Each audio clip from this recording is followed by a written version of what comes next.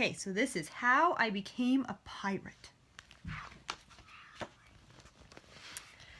Pirates have green teeth when they have any teeth at all.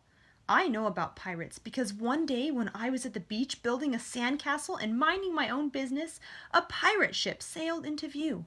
I knew what it was because its flag had a skull and crossbones on it, and because I could hear the pirates singing, "Hey ho, blow the man down." They were a little off key.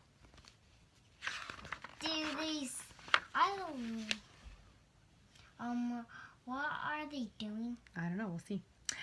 I tried to tell Dad, but he was busy setting up the beach umbrella. I tried to tell Mom, but she was busy slathering my baby sister with sunblock. So I went back to my sandcastle, but I kept an eye on the pirates. By then they were rowing to shore.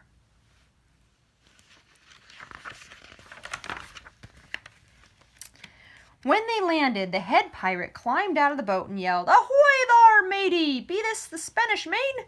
"No," I said, "this is North Beach." "Shiver me timbers," the pirate said. "We must have taken a wrong turn at Bora Bora."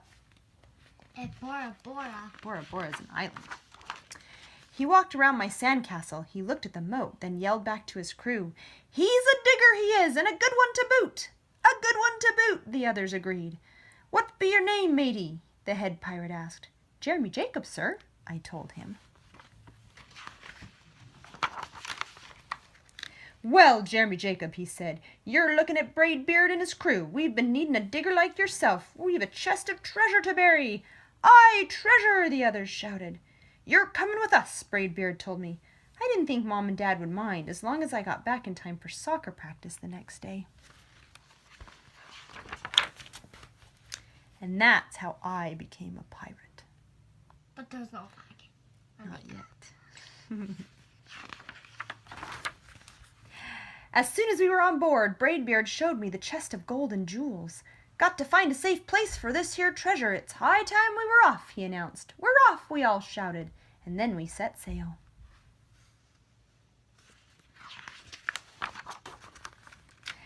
There was plenty to do on board. The pirates taught me to sing sea chanties, the louder the better, and to say real pirate stuff like landlubber and scurvy dog.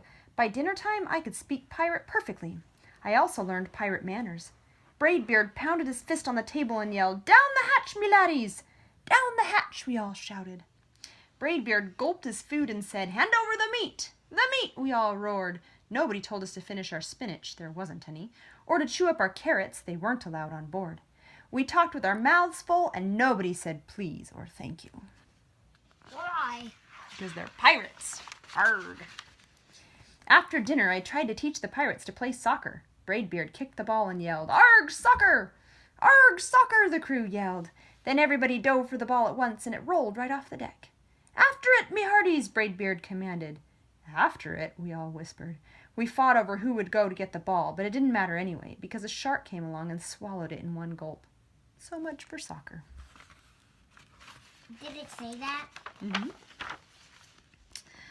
By now it was past my bedtime, but nobody tells pirates to go to bed, to take a bath, or to brush their teeth. Maybe that's why their teeth are green. Pirates sleep with one eye open, just in case, and they don't change into pajamas unless they want to. Pirates don't do anything they don't want to, except for maybe swabbing the decks. I wanted to be a pirate forever. But he can't. No. But then I found out what else they don't do. When I couldn't stay awake any longer, I asked Braidbeard to tuck me in and read me a story. "Tuck you in?" he bellowed. "Pirates don't tuck." "No tucking!" the others cried. And the only thing they had to read was a map. "Don't you have any books?" I asked. Braidbeard looked confused. "Books?" I didn't even bother to ask about a goodnight kiss. Goodnight kiss. They have to be more like real humans. That's right. It wasn't easy to fall asleep without a story, but I was finally dozing off when a storm broke. Thunder boomed and lightning flashed. I tried to hide under the covers as waves slammed up against the ship, but I kept falling out of my hammock. I couldn't find anyone in the cabin. They were all on the deck. "Lower the sails!" Braidbeard shouted. "Batten down the hatches!" Everybody ran around yelling and lowering and battening. Nobody had time to sit close and tell me it would be over soon. Nobody even noticed me. I decided that I didn't want to be a pirate after all. Right. Because it's kind of scary. Just then, flash, crash, crack! Lightning hit the mast and split it right down the middle. What'll we do now? Yelled one of the pirates. We'll have to turn back, called another. But the treasure, hollered Braidbeard. Where will we bury the treasure? I stepped forward. Maybe I can help, I shouted over the wind. I think I know the perfect digging spot. It's called where it is. When the storm was over, we rowed back to the shore and buried the chest. We drew a map so we could find the treasure again, but I don't think I'll need it because it's in his backyard.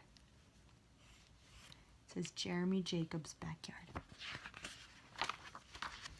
After that, the pirates repaired the ship and got ready to set sail. Before they left, Braidbeard handed me a flag and said, "You make a fine pirate, Jeremy Jacob. Guard that treasure well. We'll be back to get it soon enough.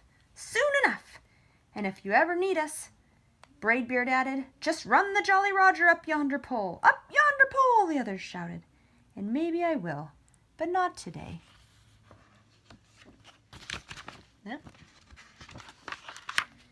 I have soccer practice. You see what his team's name is? The Pirates. Arr. Arr. The end.